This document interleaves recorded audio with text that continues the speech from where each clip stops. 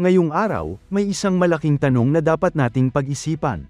Bakit gustong itaas ng Department of National Defense ang defense budget ng Pilipinas hanggang 4% ng Gross Domestic Product o GDP? Kung mangyayari ito, isa na ito sa pinakamalalaking pagbabago sa kasaysayan ng modernisasyon ng Armed Forces of the Philippines.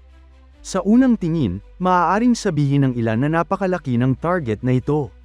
Pero habang patuloy ang panghaharas ng China sa West Philippine Sea at habang dumarami ang mga hamon sa seguridad ng bansa, sapat pa ba ang kasalukuyang pondo ng ating militar? O panahon na ba talaga para gumawa ng mas malaking hakbang? Sa video na ito, hindi lang natin tatalakayin ang balita. Susuriin natin kung bakit itinutulak ni Defense Secretary Gibo Teodoro Jr. ang panukalang ito, bakit sinabi ni Senator Win Gatchalian na dapat unti-unting taasan ang defense spending, at ano ang magiging epekto nito sa kinabukasan ng AFP at sa kakayahan ng Pilipinas na protektahan ang ating soberanya. Kung bago ka pa lang sa channel, huwag kalimutang mag-subscribe at pindutin ang notification bell para lagi kang updated sa mga pinakabagong balita tungkol sa Philippine defense at military modernization. Noong kamakailan, sinabi ni Defense Secretary Gibo Teodoro Jr. na dapat pag-aralan ng Pilipinas ang pagtaas ng defense spending hanggang 4% ng GDP. Ayon naman kay Senator Win Gatchalian, handa siyang suportahan ang unti-unting pagtaas ng defense budget simula sa mga susunod na taon. Pero bakit ito mahalaga? Sa nakalipas na ilang taon, malaki na ang pagbabago sa security environment ng Pilipinas. Dati, mas nakatuon ang AFP sa internal security. Ngunit ngayon, malinaw na ang pinakamalaking hamon ay ang external defense. Patuloy ang mga insidente sa West Philippine Sea. Nakikita natin ang panghaharas sa mga barko ng Philippine Coast Guard, mga insidente ng water cannon, dangerous maneuvers, at maging ang paglapit ng Chinese military aircraft sa mga eroplanong Pilipino at ng ating mga kaalyado. Hindi na ito simpleng territorial dispute. Ito ay usapin ng kakayahan ng Pilipinas na protektahan ang sarili nitong teritoryo at mga karapatan sa loob ng exclusive economic zone. Ito ang dahilan kung bakit sinasabi ng Department of National Defense na hindi maaaring manatiling maliit ang defense budget habang lumalaki ang mga banta. Ngayon, gaano ba talaga kalaki ang 4% ng GDP? Sa kasalukuyan, ang defense spending ng Pilipinas ay nasa humigit kumulang 1 hanggang 1.5% lamang ng GDP. Kapag naging 4% ito, higit doble ang maaaring maging pondo ng AFP bawat taon. Natural na ang susunod na tanong ay, saan mapupunta ang dagdag na budget? Maraming nag-aakala na puro pagbili lang ito ng mga bagong armas. Pero sa totoo lang, maliit na bahagi lamang iyon ng kabuuang larawan. Ang malaking bahagi ng pondo ay mapupunta sa pagpapatuloy ng AFP Modernization Program. Kasama rito ang pagbili ng mga bagong fighter aircraft, frigates, offshore patrol vessels, submarines, missile systems, integrated air defense systems, long-range radars, drones, transport aircraft, at modernong communication at satellite capability. Pero hindi nagtatapos ang gastos sa pagbili. Kapag bumili ang AFP ng isang fighter jet o frigate, kailangan din itong suportahan ng maintenance, spare parts, fuel, pilot at crew training, simulators, at sapat na stockpile ng mga missiles at iba pang kagamitan. Ito ang madalas na hindi napapansin ng publiko. Mas madaling bumili ng bagong kagamitan kaysa panatilihin itong operational sa loob ng maraming taon. Kung kulang ang maintenance budget, kahit gaano kamoderno ang isang barko o eroplano, bababa rin ang pagiging handa nito sa oras ng pangangailangan. Isa pang mahalagang dahilan kung bakit gustong dagdagan ang defense spending ay ang tinatawag na deterrence.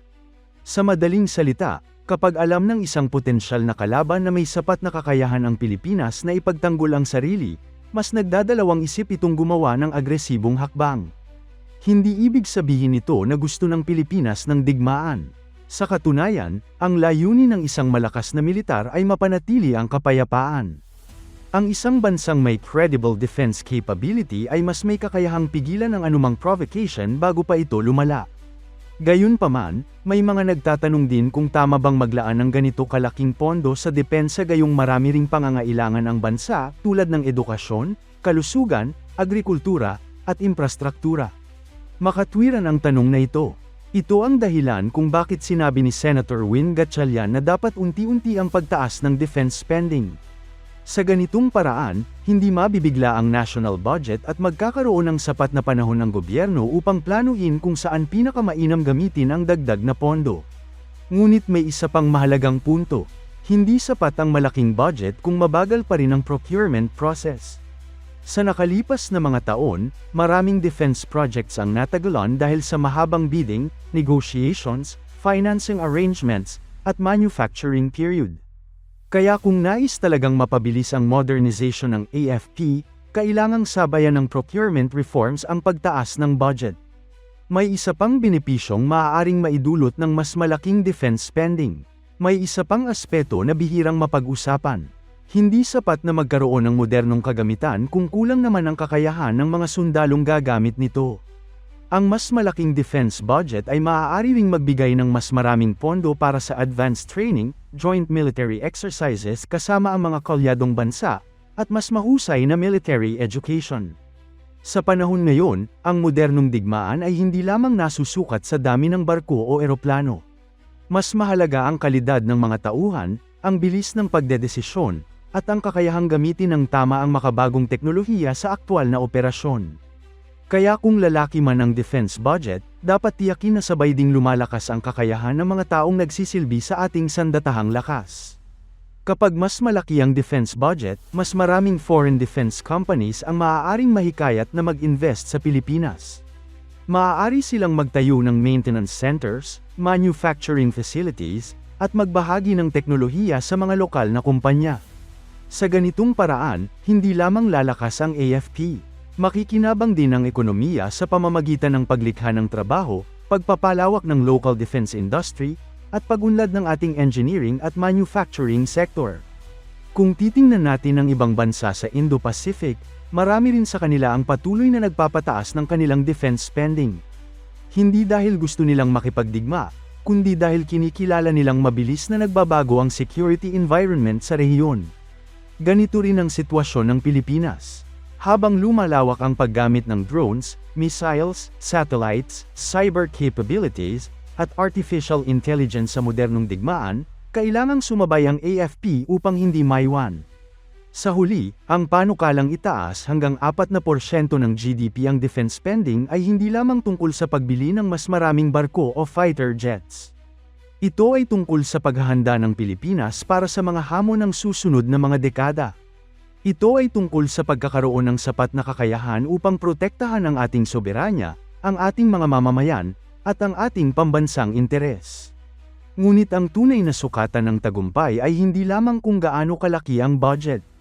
Mas mahalaga kung magiging transparent ang paggastos, magiging mabilis ang procurement, at kung ang bawat pisong ay lalaan ay tunay na magpapalakas sa kakayahan ng Armed Forces of the Philippines. At kayo, sang-ayon ba kayo na dapat itaas hanggang 4% ng GDP ang defense spending ng Pilipinas? O sa tingin ninyo ay may ibang mas magandang balanse? Ibahagi ang inyong opinyon sa comment section. Kung nagustuhan ninyo ang analysis na ito, huwag kalimutang i-like ang video, mag-subscribe sa channel, at pindutin ang notification bell para sa iba pang update tungkol sa AFP modernization at national defense.